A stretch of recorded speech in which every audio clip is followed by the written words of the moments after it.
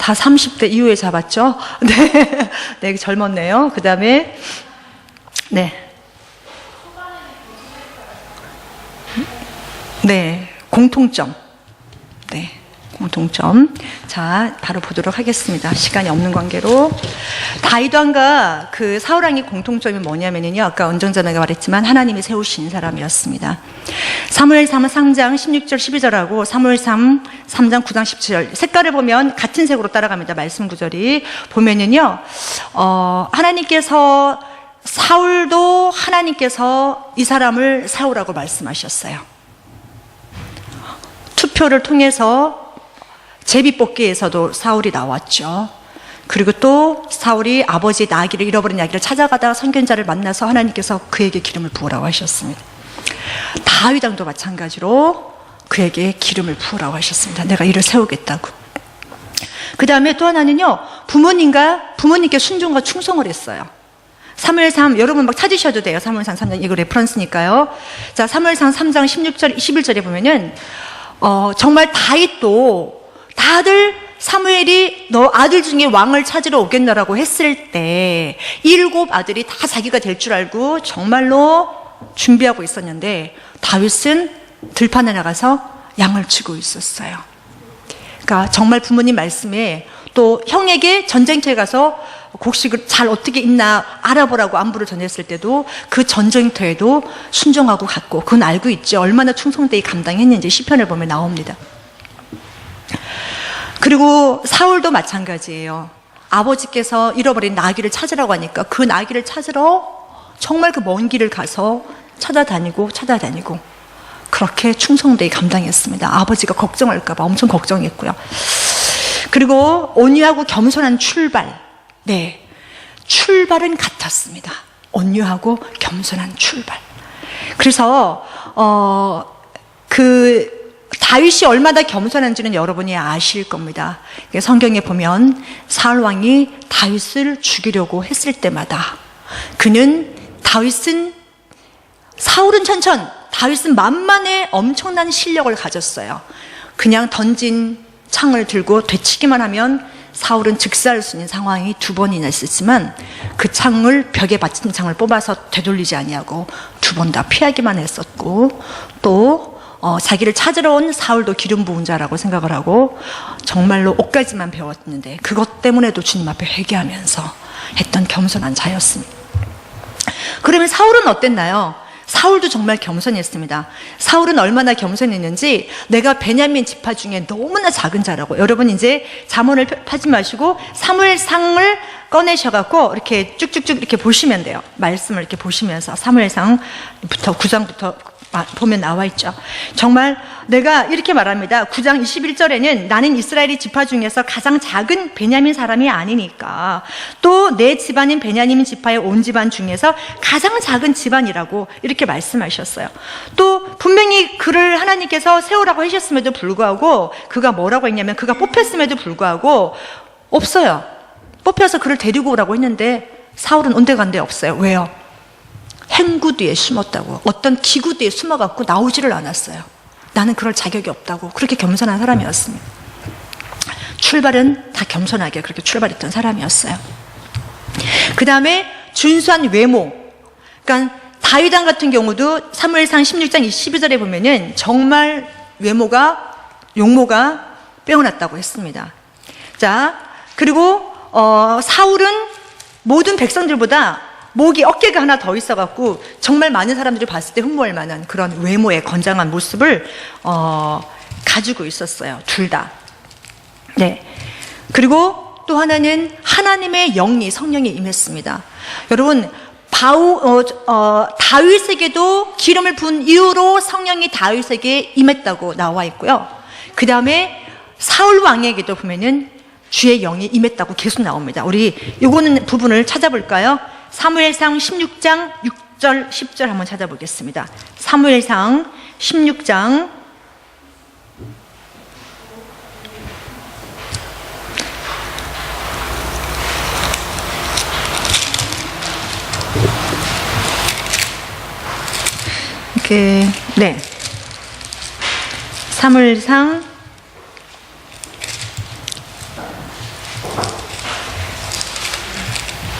11장 6절 찾으세요. 사무엘상 11장 6절을 찾으시면, 사울이 그 소식을 듣자 하나님의 영이 그에게 임하여 그의 분노가 크게 발한지라. 또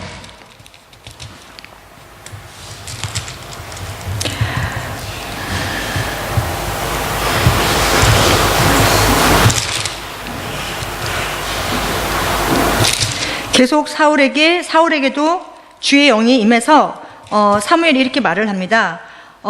당신이 하나님께서 당신에게 이제 하나님의 영을 이렇게 내려 부으실 거라고 이렇게 말씀을 하셨고, 또 사울에게도 이렇게 주님의 기름 부음이 와갖고 막 같이 그 예언하는 자들과 함께 누워서 막 예언도 하고 막 그랬죠. 그렇게 기름 부음이 있었습니다. 그 다음에 또 하나는 하나님께 범죄한 것도 같았습니다. 다윗은 밧세바 간음도 했고요, 인구조사도 해서 하나님께 굉장히 정말 책망을 받았습니다. 그리고 사울왕도 마찬가지로 범죄를 정말 많이 했습니다. 특별히 사울왕 같은 경우는 7일 동안 기다려라, 내가 제사를 드리러 갈 동안. 근데 7일을 기다리지 못하고 마지막 날 7일째 되는 그 날, 급박함으로 인해서 전쟁 전에 본인이 제사를 지내는 그 제사장의 직분을 자기가 월권하고 마는, 해야 될 거를 자기가 하고 말아서 하나님 앞에 이제 진노를 샀고요. 그뿐만 아니라 그 뒤로도 계속 여러 번 또 하나님 앞에 죄를 짓게 됩니다. 공통점이 되게 많죠. 그 다음에 또 하나는요, 또 공통점이 뭐가 있냐면은, 다윗 왕도 사람을 두려워했어요. 사울을 두려워했고, 다윗 왕도 사울도 다윗을 두려워했어요. 서로가 두려워했어요. 사람을 두려워했어요. 사무엘상 22장 10절 한번 볼까요? 사무엘상 22장 10절을 제가 찾아서 읽도록 하겠습니다. 22장 10절을 보면, 21장 10절입니다. 21장 10절. 사무엘상 21장 10절에 보면, 다윗이 사울을 두려워하여 그날에 일어나 도망하여 가드왕 아키스에게로 갔는데, 거기서 미친 적, 문지방에 막 문설지 기다려서 어기적어기적 그런 일이 있었죠. 그것도 사울이 다윗을 두려워해서 떠났던 겁니다. 또 그 다음에 사울왕을 보면 사무엘상 18장 12절 한번 볼까요?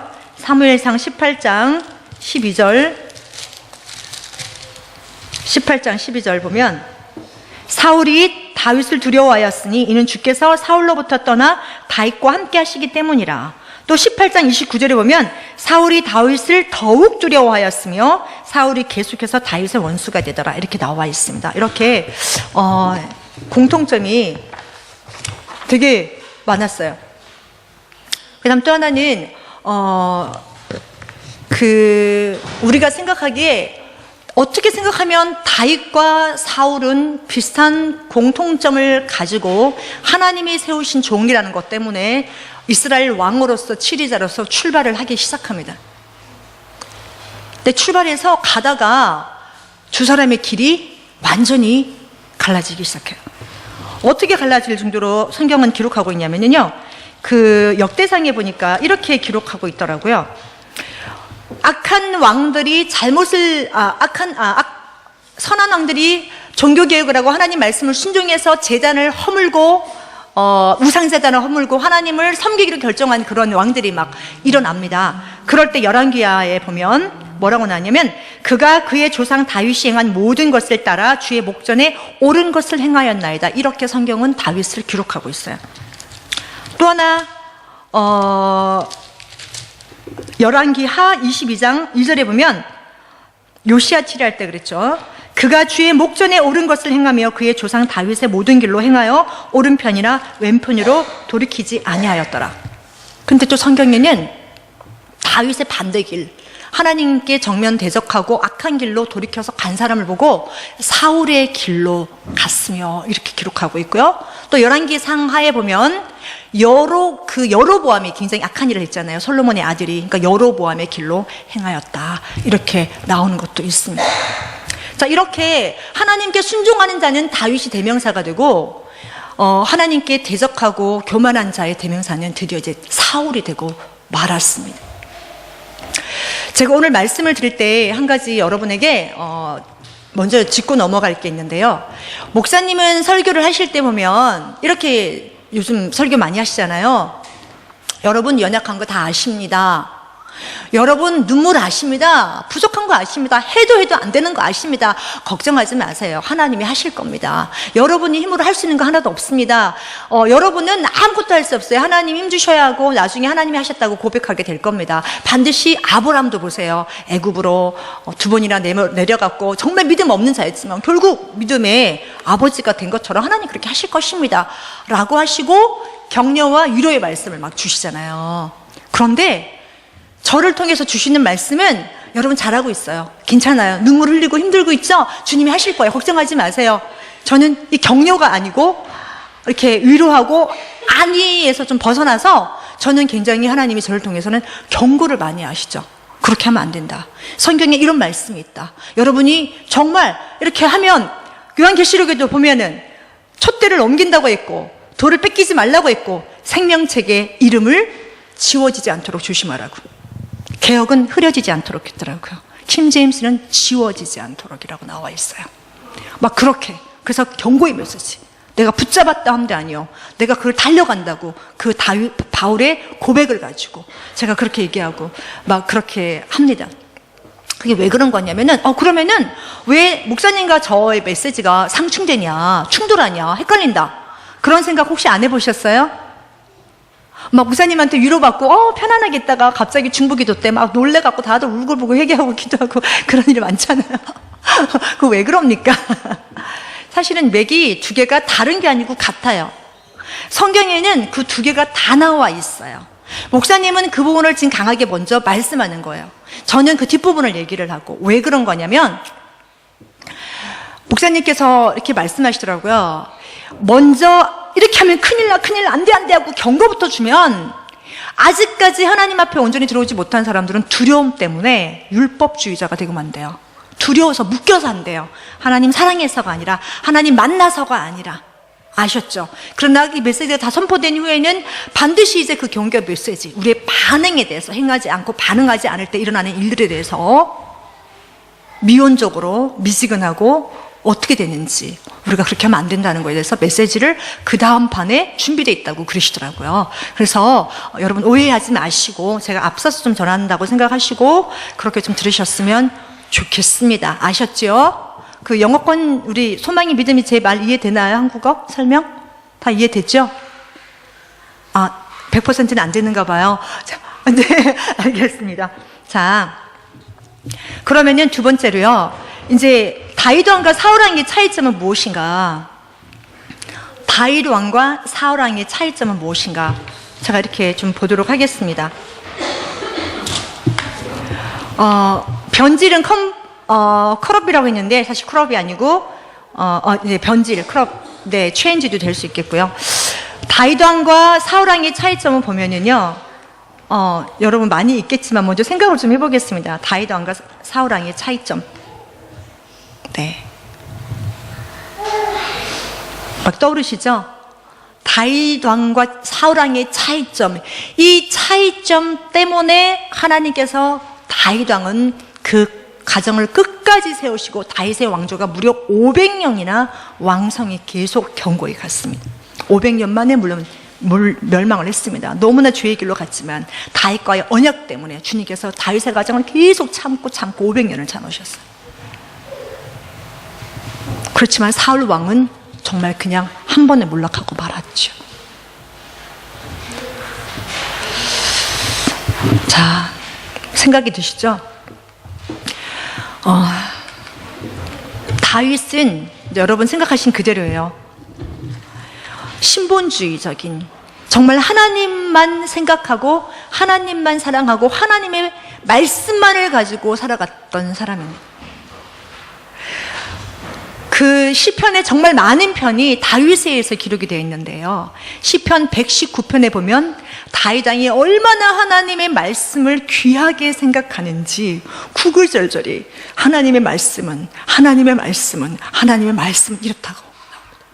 시편 1편에도 보면 다윗은 복 있는 사람은 악인의 꾀를 쫓지 않는다고 했고 어떻게 한다고 했냐고요? 오직 하나님의 말씀을 밤낮으로 묵상한다고 했어요.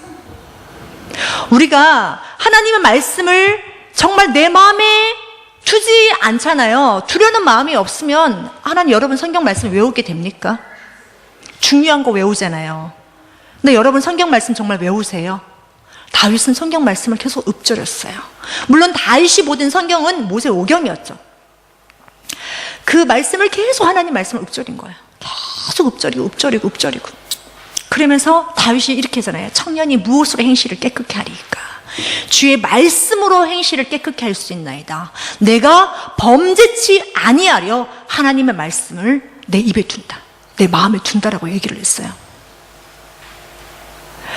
많은 마지막 시대에 미혹과 배교가 일어나는데, 사람들이 미혹 당하려고 미혹 당합니까? 배교를 결정하고 배교합니까? 여러분, 마지막 시대에 정말로 배교가 많이 일어날 거예요. 미혹하는 자가 많이 나타나서 막 몰려갈 겁니다. 그러면은 우리가 이렇게 주님을 잘 믿다가 내가 어느 날 나 배교해야지, 나 미혹당해야지, 나 지옥 가야지 하고 이상한 곳으로 빠지시는 분 있어요? 없습니다. 주님 잘 믿으려고 하다가 그렇게 되는 거잖아요. 근데 거기 뭐가 있기 때문이에요. 그게 뭐가 있기 때문이에요. 반드시 미혹당하고 배교하는 그 모임, 이단, 때로는 사이비, 아니면 거짓 선지자, 그런 데일수록 뭐가 많냐면 눈에 보이는 신비한 일들과 기적을 많이 보여줘요. 정말 많이 보여줘요. 그래서 하나님의 말씀을 내 가슴에 두고 이거를 지켜 행해야지 하면서 말씀을 읽는 거에 애를 쓰고, 이 말씀이 하나님이구나, 예수와의 말씀이구나, 그 말씀을 붙잡고 몸부림치고 울고 가는 것이 아니라, 그걸 내가 말씀을 지키지 못해서 하나님 애통하면서 나아가는 것이 아니라 쉽고 편한 길로 갑니다. 내 문제가 뭐지? 아, 이것 때문에 안 됐구나. 기도받으러 가야 되겠다. 그 사람이 능력이 많대. 기도하면 내 문제가 무엇인지 말을 해줄 거야.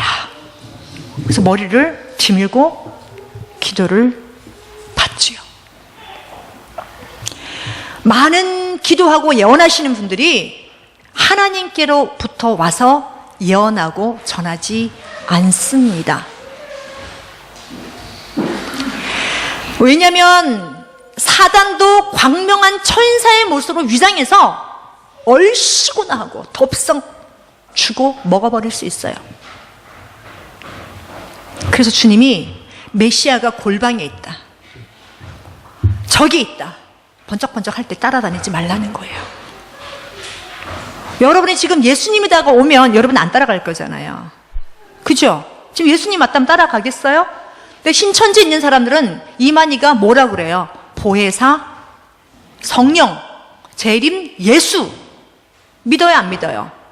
다 믿고 있습니다.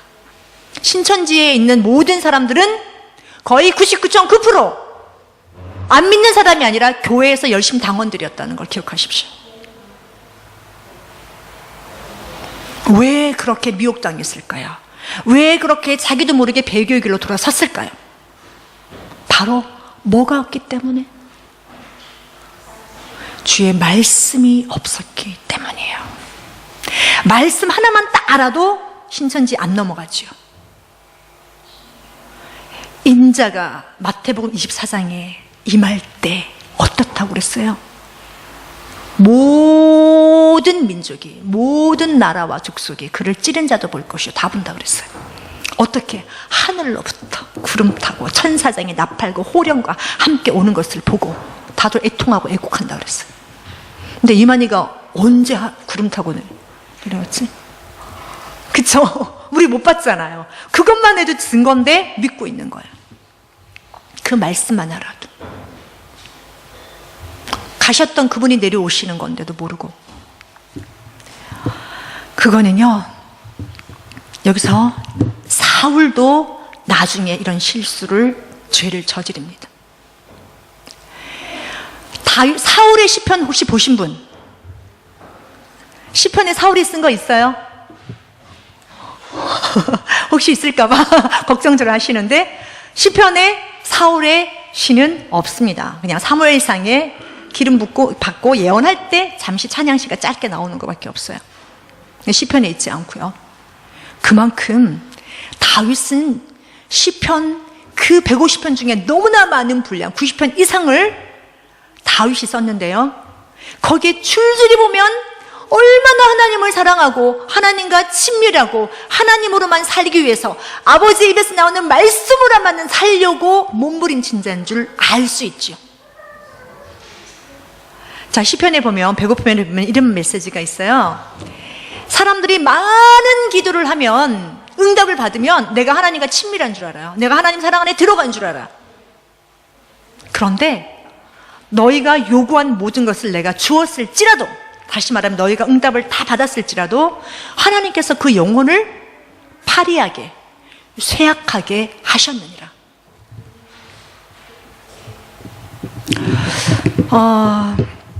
교회 안에는 우리 신자들은요, 두 가지가 정말 같이 가야 됩니다. 말씀 플러스 기도.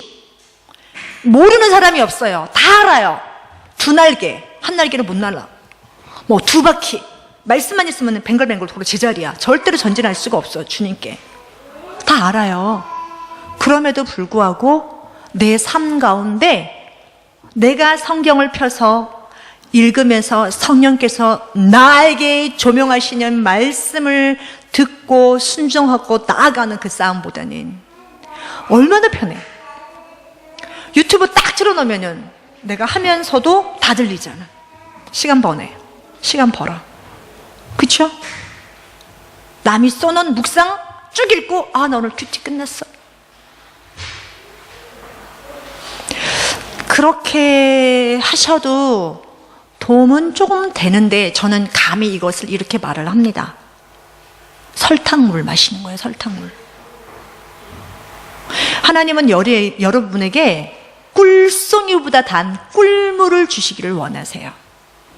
그거는 어떻게 해야 되냐면 여러분이 골방에 나아가셔서 성경을 펴서 하나님, 내가 오늘 말씀을 읽습니다. 이 성경 말씀, 성령이 지으신 이 말씀을 오늘 내게 조명하여 주시옵소서.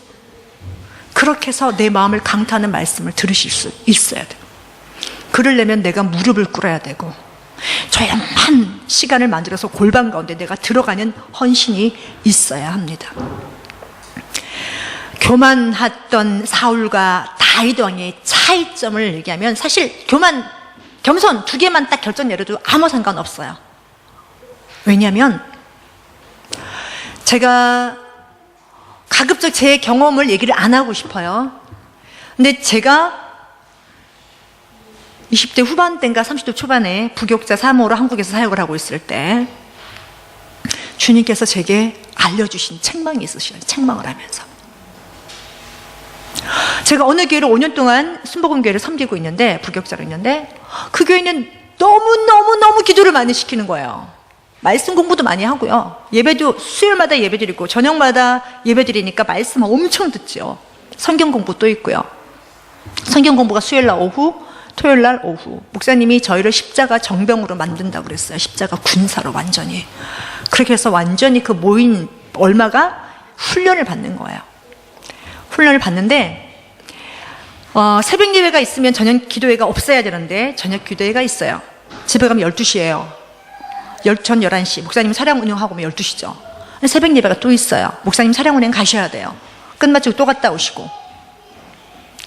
그때 신학교, 대학원 다닐 땐가 신대원 대학 신학교 이렇게 연결해서 계속 몇 년 공부하고 계실 때 학교 주중에는 저녁에 공부하셔야 되고 알바도 하셔야 되고 막 정말 너무 힘든 상황이었어요. 저는 부교육자로서 여러 가지 막 맡겨진 일을 사모로서 맡겨진 일을 감당하고 있는 상태였는데, 그렇게 하는데 또 목사님이 어느 날 이제 저녁에 저녁 기도를 하고 뿐만 아니라 한 달에 한 번은 산기도로 가겠대요. 새벽 예배 다 하고도 그 이제 산기도가 있는 기도 날은 새벽 예배가 없으셨어요. 왜냐하면 집에 오면 빨라야 새벽 2시, 3시니까. 그러면 차를 타고 빨리 어디 금식기도원 가서 정말 거기서 밤에 기도를 하고 새벽 예배 오는 거. 기도를 마치고. 1시 이렇게 출발, 2시 출발, 8시에 출발해갖고 그 훈련을 5년을 받았어요. 아이들은 다 제 손에서 양육을 못하고 그냥 어린이집에 보내놓고, 종일반 보내놓고, 저녁에 애들 다 두고 그냥 계속 교회만 갔다가 저녁에 오고, 가족과 보내는 시간이 일주일에 하루도 없을 만큼 그런 하나님이 5년을 기도 훈련을 시키신 적이 있습니다. 근데 제가 그게 너무 힘이 들었어요. 몸이 막 아프고 너무 힘들고 지치고, 어린아이 둘을 키워야 되니까, 이제 30 몇 개월 된, 39개월 된 시민이 데리고, 그 연년생 데리고 그거를 부교육자 아니라서 감당하려니까 너무너무 힘들었어요. 체질이 변화가 아직 안 돼서. 그때 제가, 주님 꼭 이렇게 기도해야 됩니까? 주님 제가 이렇게 기도 훈련을 꼭 받아야 됩니까? 그랬더니 주님이 제게 마음에, 성령께서 주시는 마음, 이런 마음을 주셨어요. 너가 기도하지 않고 인생을 살아가는 거면 너는 교만한 자다.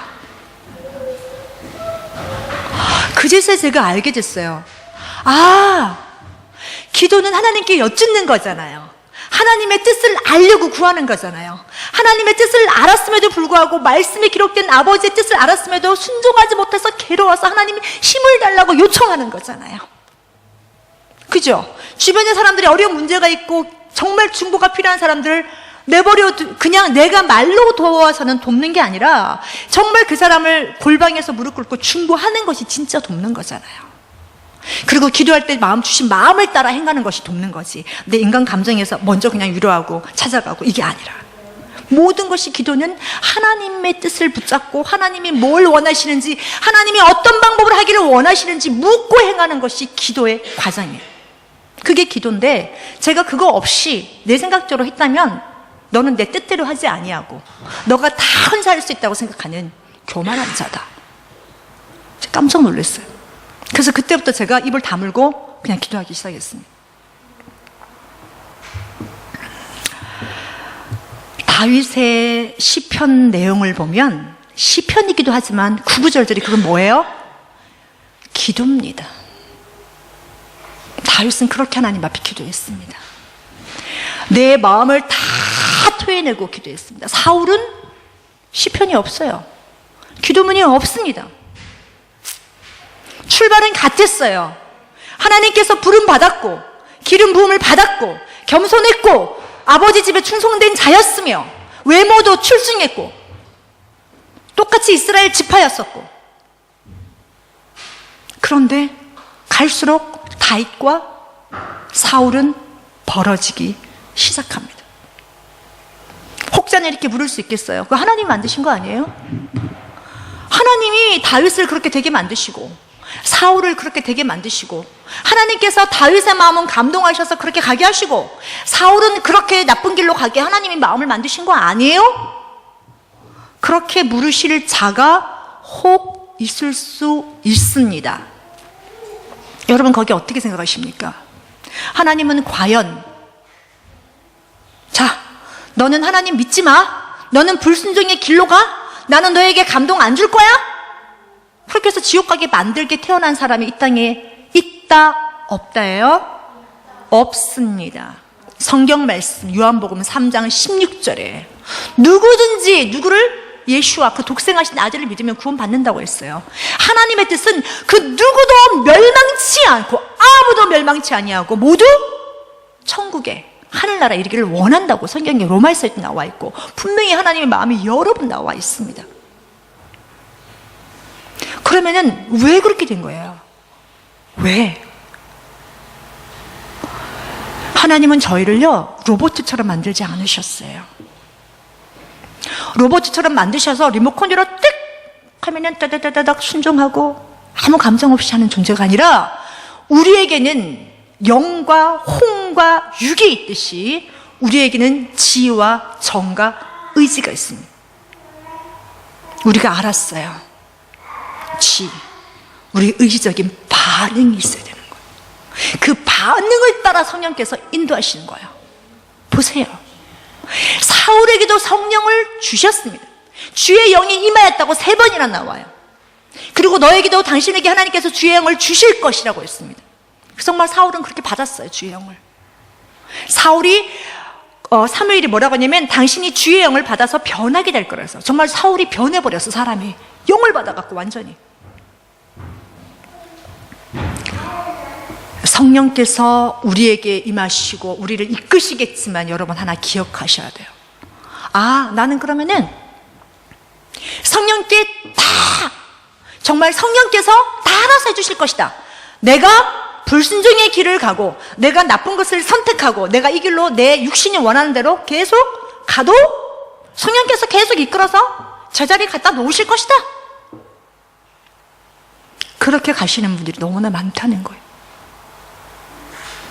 그 마음과 다윗처럼 내가 범죄치 아니하러 주의 말씀을 내 마음에 두었나이다. 두렵고 떨림으로 주님 앞에 서는 자와 반드시 기다립니다. 그럼 다윗이 범죄하지 않았나요?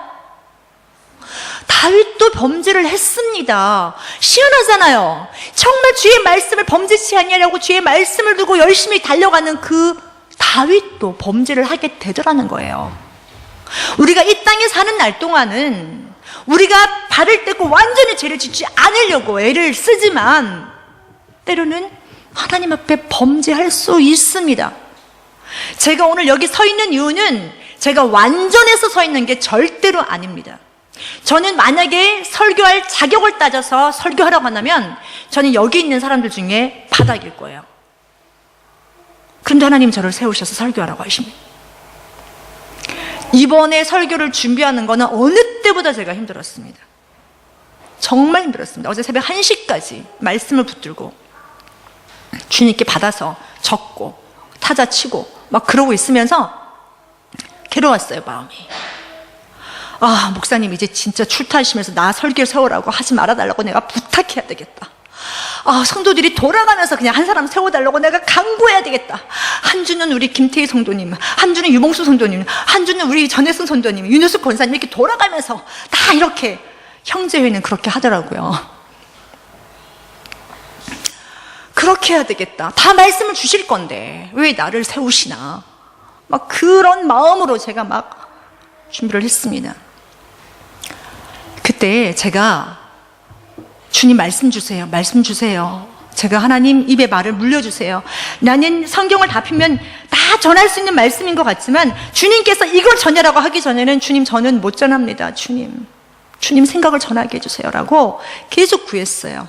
그랬더니 주님께서 3일 전에 다윗과 사울의 길이라는 거를 제목을 보여주셨고 시간이 지나면서 하나씩 두 개씩 열어주시더니 어제 오후 4시부터 새벽 1시까지 그걸 다 열어주셔서 제가 이렇게 정리를 했습니다.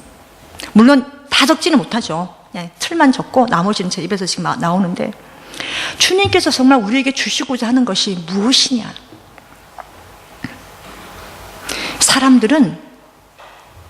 많은 사람들은 사울과 다윗은 불신자와 신자라고 보고 있더라고요. 여러분 그렇게 보세요?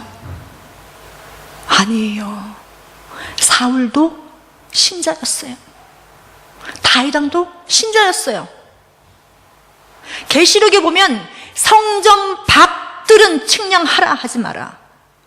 에? 측량하지 마라. 하나님은 심판은 교회 안에서 알곡과 쭉정이와 가라지를 나눈다는 거예요. 놀랍게도 쭉정이는 원래는 알곡이 있던 그 씨앗에서 같이 자라나던 알곡 열매였어요. 쭉정이는 어떻게 올라와요? 벼가 꽃이 피지요, 권사님. 난 잘 모르는데 벼도 꽃이 피나? 핍니까? 죄송합니다. 제가 농사는 잘 몰라서. 벼가 꽃이 핀대요. 네, 꽃이 피고 그러면 열매가 연글이잖아요. 거기까지는 같은 거예요. 파란 조그만 이삭이 연그른 것까지는 같아요. 자, 그 다음부터는 이게 태어난 거고 연그는 거 꽃이 폈어요. 같은 출발이었어요. 그 다음부터는 한쪽은 알이 차곡차곡 익어가고 채워지는 거고 연그러지고 한쪽은 영양분을 빨아먹지 못하고 상태가 어땠든지 연글지를 못하는 거야. 알맹이가 없는 거야. 그래서 놀랍게도 뜯었더니 쭉정이가 있다는 거예요. 알곡이 있다는 거예요. 가라지는 당연히 불 속으로 가는 거예요. 가짜니까. 근데 알곡이라고 생각했던 진짜 열매 안에도 열매를 맺지 못했던 쭉정이가 있다는 사실입니다. 사울도 신자였어요. 이스라엘의 베냐민 지파였습니다. 저는 정말 여러분이 다 천국 갔으면 좋겠습니다. 정말 그게 저희 기도 제목이기도 하고요. 그런데 성경에는 보니까 한 사람은 데려감을 당하고 한 사람은 버려둠을 당한다. 1대1이네요. 1대1.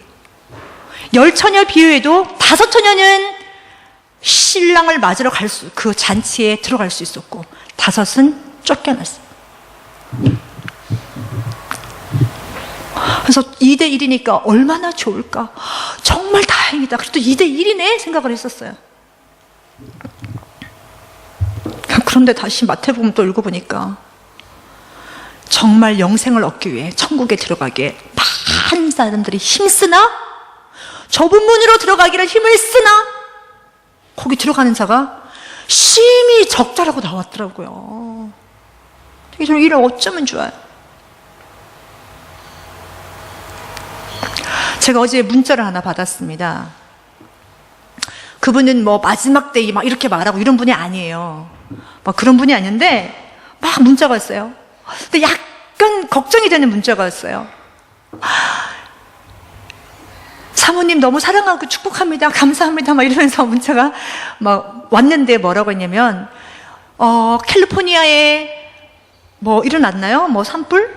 멕시코? 난리가 났고 한국도 지금 뭔가 지금 곧 터질 것 같고 주님 오실 때가 임박했고 곧 다 됐습니다. 그러나 우리 신부들은 그 고난을 보지 않고 우리 들림 받을 거니까 할렐루야 너무 감사합니다. 사모님 사랑하고 축복합니다. 정말 말씀입니다. 마지막 때입니다. 라고 하면서 이렇게 글이 왔어요. 제가 뭐라고 답장을 보냈을까요?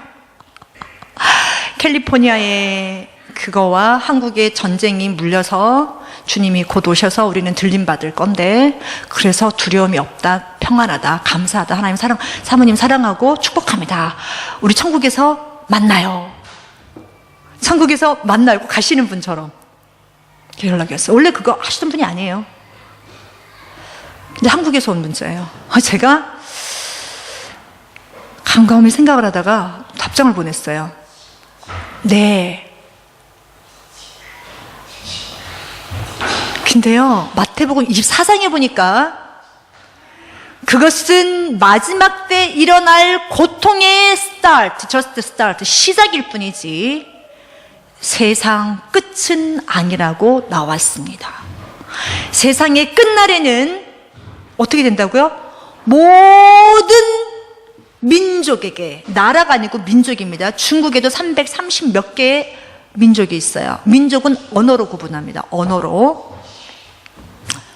민족이 있는데 그 민족에게, 그러면 각 나라마다 민족들이 많은 나라가 있을 수 있잖아요. 인도 같은 데는 민족이 얼마나 많겠습니다. 인도 가면은, 네덜란드 가면은 다른 말 쓰고, 어디 가면 다른 말 쓰고, 중국은 말도 못하게 많고요.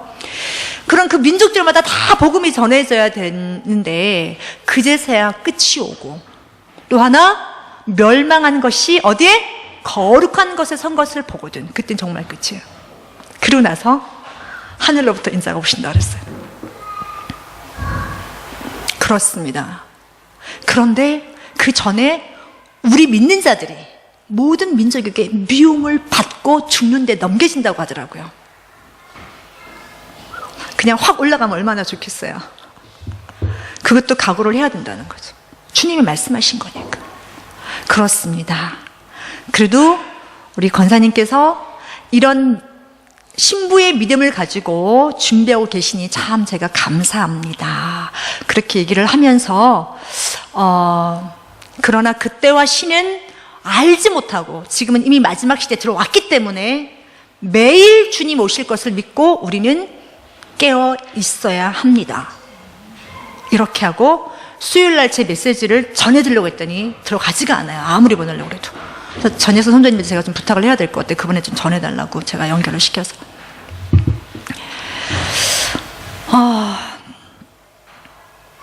그리고 또 하나는요, 이 다윗 왕과 사울 왕의 차이 중에 결정적인 차이가 있어요. 아까 전에 다윗 왕도 죄를 짓고 사울 왕도 죄를 지었다고 했습니다. 여러분, 혹시 사울 왕의 그 죄는 용서받지 못할 죄라고 생각하십니까? 다윗 왕의 죄는 용서받을 수 있는 죄였습니까? 여러분,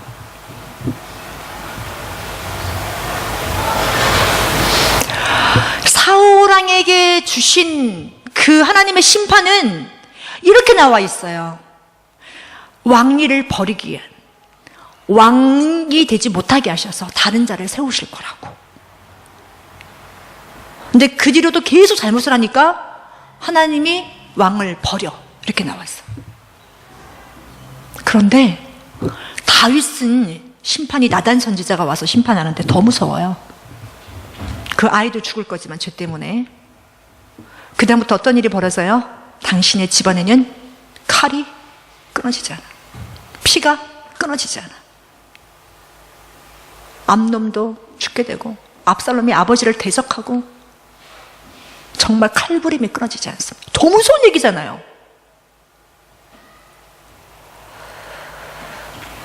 그럼에도 불구하고 두 사람의 반응이 달랐어요. 그게 바로 회개의 반응이라고 하는데, 사울은 회개를 했다 안 했다? 사울이 회개한 말이 두 군데 나와요. 근데 잘 읽어보면 진짜 회개가 아니라 어떤 회개? 형식적인 회개. 어떤 회개? 뒤의 것을 잡으려고 하는 형식적인 회개. 그래요, 내가 범죄하였나이다. 그런데 거기 앞에 뭐라고 나온지 아세요? 내가 당신에게 범죄하였나이다. 한번 찾아볼까요? 사무엘상, 사울 왕은 사무엘상 15장 24절에서 25절.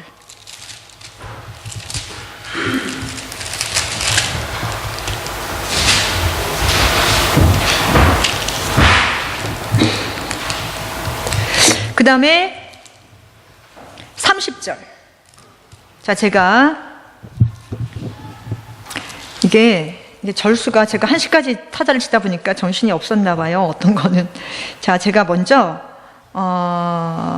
여기 뭐라고 하냐면은 24절에 보면은 내가 죄를 지었나이다. 내가 주의 계명과 당신의 말씀을 어겼으니, 당신의 말씀을 어겼으니 이는 내가 백성을 두려워하고 그들의 음성에 복종하였다고, 이렇게 얘기를 합니다. 그리고 25절에 더 무서운 얘기가 있어요. 그러므로 이제 내가 당신께 청하오니 나의 죄를 용서해 주시고. 죄를 누구한테 회개를 빌었습니까? 사울은 누구에게 죄를 빌었어요? 사무엘에게 내 죄를 용서해 달라고 빌었어요. 내가 당신의 말을 어겼으니 내 죄를 용서해 달라고. 근데 그 형식적인 회개의 뒤엔 뭐가 있어요? 얼른 사울의 마음을 풀어놓고 그 다음에 나를 백성들에게서 왕의 자리를 그대로 좀 인정해달라. 버렸다는 말 하지 말고 나 그냥 지금도 왕이라는 걸 보여달라. 사람들의 인정을 계속 구했던 거죠. 그런데 다윗은 그렇지 않았습니다. 밧세바의 사건 때문에 지은 시편의 시가 51편이에요. 다윗은요, 어떻게 회개를 했냐면, 침상이 나무 침상이니까 그때 물에 둥둥 뜨도록 울었대요. 얼마나 많이 울었는지. 정말로 진실된 회개를 하나님께 올려드렸어요. 그래서 하나님이 용서해 주신 거예요. 가룟 유다도 마찬가지고 하나님 앞에 진실된 회개를 냈으면 주님 용서해 주십니다. 근데 용서를 하지 아니하고 후회로 마감했든지 형식적인 회개 때문에. 그 다음에 정말 제가 주님께서 주시는 마음이, 우리는 누구나 주님의 길을 따라가는 그 과정 중에 죄를 지을 수 있다고 하시는데, 사울과 다윗의 진정한 회개 뒤에 오는 또 하나의 중요한 게 있대요. 여러분 잘 살펴보십시오. 그 죄를 반복하느냐 안 하느냐, 그 죄에서 완전히 돌이키느냐, 회개하고 다시 먹느냐, 다시 가느냐, 그 두 개를 보고 너가 나를 존중하느냐, 네가 내 말을 듣느냐. 다윗은 두 번 다시 이런 일을, 밧세바와 간음하는 죄를 짓지 않았습니다. 여인과. 근데 사울은 보니까 그렇게 말을 하고 나서 처음에 7일 기다리고 해서 월권 행위하지 말라 그래서, 월권은 뭐냐면은 하나님께서 주의 종에게 어떤 맡겨진 일들, 여러 가지 일들을, 그런 주의 종에게만 허락된 일들이에요. 제사장이나 사도들이나. 근데 그거를 주님께서 월권하고 하는 거를 굉장히 싫어하시는 것 같아요, 보니까. 그래서 저도 아내지만 제가 누구보다 월권할 수 있는 위치에 있잖아요. 제가 굉장히 두려워요. 너무 조심스러워요. 그래서 많이 조심을 하고 있는데, 그래서 그런데도 불구하고 사무엘은 어떻게 했냐면은 사울은요, 잘못했다고 하면서 다시 백성들에게 가서 나 함께 예배해달라고, 이거를 백성들이 기다리니까 그런 말 좀 해주지 말아달라고 얘기를 하고, 그 다음에 한 번 더 저는 그 기회를 주신 것 같아요, 주님께서. 자, 그러면 이제 전쟁을 하러 가라, 아말렉을 치러 가라, 제사를. 그리고 대신 뭐라 그랬어요? 양, 소 이런 것들 전리품을 취하라, 취하지 말라. 하나도 취하지 말라. 하나도 취하지 말라. 근데 어떻게 했어요? 좋은 건 곳간에 다 내려놓고 나쁜 것만 다 죽여버렸어요. 이게 정말 하나님의 마음을 완전히 돌이키게 했던 결정적인 사울의 죄악이었습니다.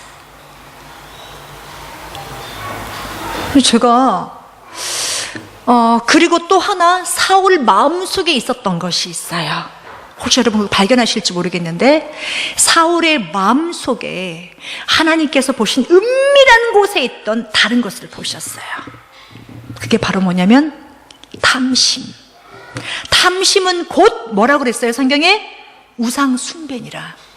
사울의 마음속에는 하나님을 사랑하고 하나님만을 경배하고 섬기려는 마음이 없었다는 거예요, 사실은. 그게 떠났든지 변질됐든지, 왕의 자리에 있으면서 다 경배받고 좋은 걸 다 받고 하다 보니까 욕심이 들어갔는지, 권력 때문에. 보세요. 뭐라고 했냐면요, 15장 18절을 제가 한번 읽어볼게요. 사무엘상 15장 18절에 보니까 사울의 마음을 주님이 말씀하십니다. 주께서 왕을 떠나 보내시면서 말씀하시기를, 가서 죄인들인 아말렉인들을 완전히 멸하고 그들이 진멸될 때까지 그들과 싸우라 하셨는데, 한 번 더 기회를 주신 거예요. 또 명령을 사명을 주셨다니까요. 그럼에도 불구하고 주께서 왕을 떠나 보내시면서 그 다음에 어찌하여 19장 왕은 주의 음성에 복종하지 아니하고 탈취물에만 달려들어 주의 목전에서 악을 행하였나이까. 탈취물에만 달려들었답니다. 하나님의 명령보다는. 제가 이런 말씀을 읽으면 도대체 사울의 이 모습을 우리 다 가지고 있는데 우리는 내가 왜 지금 살아있는 거지? 사울의 모습을 우리는 가지고 있는데 왜 아직도 목숨이 붙어 있는 거지? 그런 생각 안 해보셨어요? 왜 목숨이 붙어 있을까요? 하나님의 사랑. 누구 때문에? 지금 우리 신약 이 성경에 쓰여진 이 시대로 돌아와서는, 성경을 구약시대 신약시대에 나누지는 제가 않겠지만 신약이 기록된 시대에 우리가 살고 있잖아. 이후에 살고 있는 저희에게는 놀랍게도 예수님이 십자가에서 우리를 위해 죽으셨던, 하나님 앞에 철저한 순종으로 그 헌신과 사랑이, 그 생명으로 주셨던 그 은혜, 구속의 은혜가 하나님이 보셨을 때 너무나 귀한 거예요. 순종하면서 인간의 모습까지 가서 내 그 인류를 구원하기 위해서 가장 낮고 천한 모습 가서 죽기까지 순종하신 것을 보고 하나님께서 내 저를 안 되겠다, 이거 그냥 오늘 밤에 생명을 거두가리라, 뭐 이렇게 만약에 하늘나라에서 지금 그런 일이 일어났다고 해요. 하늘나라에 가만히 있어요. 지금 하늘나라는 지금도요 1분 1초도 쉬지 않고 변함없이 철저하게 하나님의 명령에 따라 예수님의 말씀에 따라 움직이는 세계예요. 우리는 순종도 안 하고 있잖아. 이 땅에서 하나님이 뭘 말씀하시고 성령으로 감동하시고 말씀으로 말씀하시고 우리는 순종 안 하잖아. 게으름 피우고. 천국은 그게 없어요. 철저하게 순종이에요. 그러니까 하나님의 뜻이 하늘에서 이루어진 것처럼 첫 번째 하나님의 뜻이 많은 것이 이루어졌지만 예수님께서 특별히 하나님의 음성에 말씀에 순종해서 내려오신 그 순종함, 하나님의 뜻이 이루어진 것처럼 이 땅에서도 우리가 하나님께 순종해서 살아야 되거든요. 예수님께서 이 못자국난 손을 하나님 앞에 보여주시면서 한 번만 참아주세요. 한 번만 참아주세요. 내가 걸음을 더 주고 내가 가지치기를 하고 내가 흙을 복돋아줘서 그가 열매를 맺기를 내가. 근데 열매가 없으니까 쭉정이니까 아직까지 기다려달라고, 열매 맺을 거라고 계속 주님은 간청하고 계시고 있어요. 지금 우리 한 사람 한 사람을 놓고 중보하고 계시는 거. 우리는 하나님이 내 눈앞에 나타나셔서 바로 이 시대처럼 막 혼내고 보여주시고 하지 않으시고 하신다고 해서 우리가 하나님을 너무나 만홀히 여기는 거예요. 만홀 알죠? 업신여기고 경멸함.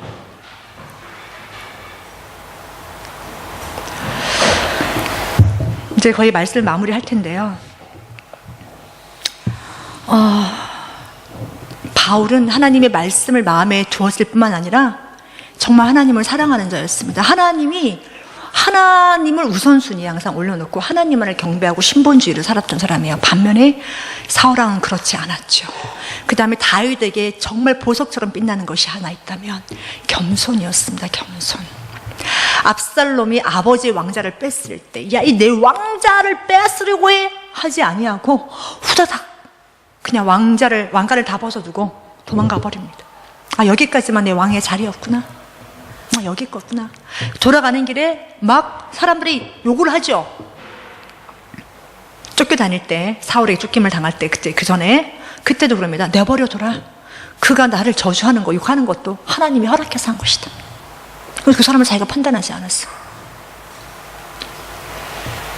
진짜 하나님의 주권 아래만 두었습니다. 하나님이 하시기를. 다윗이니까 그렇게 살 수 있었지. 네, 맞아요. 다윗이니까 그렇게 살 수 있었죠. 그런데 우리는 지금 누가 계세요? 내 안에서 성령이 계시잖아요. 다윗의 시대는 성령이 누구에게나 임하는 시대가 아니었어요. 사명을 주신 자에게 성령이 임했습니다. 여호수아나 모세나, 그쵸? 브살렐과 오홀리압과 성령의 충만하니라, 성령이 임하시니라, 일시적으로 왔다 가시기도 하시고. 근데 지금은 성령께서 우리 가운데 오셔서 우리를 천국까지 인도하는 그 일 가운데 하시는 것이 뭐냐면 말씀을, 칼날 같은 말씀을, 좌우에 날이 쓴 말씀을 가지고 우리를 수술하고 치료하시고 고치시는 중이에요. 그럼 우리가 해야 할 것들이 있거든요. 우리가 정말 해야 할 것들이 뭐냐면 성경 말씀을 읽으면서 하나님께서 너가 이 말씀대로 살아야 한다라고 내게 한 주간 아니면 하루 동안 그 주시는 말씀에 대해서 미리 포기하는 사람이 있어요. 나는 연약해서 못해. 그건 사단의 아주 잘 쓰는 작전이에요. 아, 난 어차피 또 순종하려 해봤자 난 또 안 돼. 그거 사단이 아주 잘 쓰는 작전이에요. 왜냐하면 사단은 마음속으로 들어와서 완전히 장악할 수 있는 수도 있어요. 나중에 사울이 완전히 성령이 떠나고 악령이 되어버리잖아요. 계속 거역하고 계속 불순종, 계속 교만하니까 결국 하나님이 성령을, 왜냐하면 그 전까지는 걷어가지 않았다는 거예요. 성령이 안에 계셨습니다. 주의 영이 기회가 있었다는 거예요. 근데 계속 반복적으로 거짓말하고 핑계하고 완전히 악을 행하니까 갑자기 그 성령이 떠나가시면서 악령이 들어와서 그를 번뇌케 하기 시작했어요. 우리가 오늘이라는 날 동안에요, 정말 중요한 건 성령께서 우리 안에 계시면서 가만히 계시지 않아요. 성령께서 우리에게 죽은 듯이 조용히 네 할 대로 해, 네가 하고 싶은 대로 해 하시는 분이 아니라니까요. 성령의 사명이 있어요. 한 사람 한 사람을 주님 앞에 온전히 세워서 천국까지 인도하는 그 사명을 갖고 계십니다. 그 사역을 우리 가운데 다 하세요. 근데 그 성령을, 우리 안에 계시는 그 성령을 소멸시키면 안 된다는 거예요. 두 번째, 성령을 근심케 하면 안 돼요. 세 번째, 성령의 음성에 순종해야 돼요. 성경 말씀에 너희가 구원을 받았고 성령을 받았더라도 지옥 가는 자들의 유리에 처한 사람들이 몇 가지가 있습니다. 성령을 회방하는 자. 성령을 어떻게 회방해요? 우리는 알게 모르게 성령을 회방할 수 있습니다. 근데 그게 사함이 없대요. 얼마나 두려운 얘기예요. 근데 성령께서 내 안에서 역사하실 때가 있어요. 나를 붙잡고 사역하시고 하실 때도 있어요. 그것도 회방하시면 안 됩니다. 성령의 음성에 정말 민감하게 귀를 기울이셔야 돼요. 그 음성에 기울이시고 순종할 때 뭘 맺는다? 알곡으로 채워지는 거예요. 차는 거예요. 기름병에 기름이 차는 거예요. 그냥 성령 충만해, 말씀 충만. 너무 어려운 얘기예요. 하루를 사세요. 하루란 시간 동안에 성령께서 분명히 여러분에게 말씀을 주실 거예요. 그 거룩한 영께서. 여러분 계속 아니야, 나 계속 반복하고 죄짓고 그렇게 살아도 번질해도 나 끝까지 구원하셔라고 그렇게 생각하시면 여러분은 사울의 길로 이미 가고 있습니다. 그래서 사단의 작전이에요. 결국 그렇게 계속 반복해서 사탄이 뭐 하려고? 열매는 못 맺을 것이고 결국 주님 앞에 이봐요, 얘는 열매 없어요.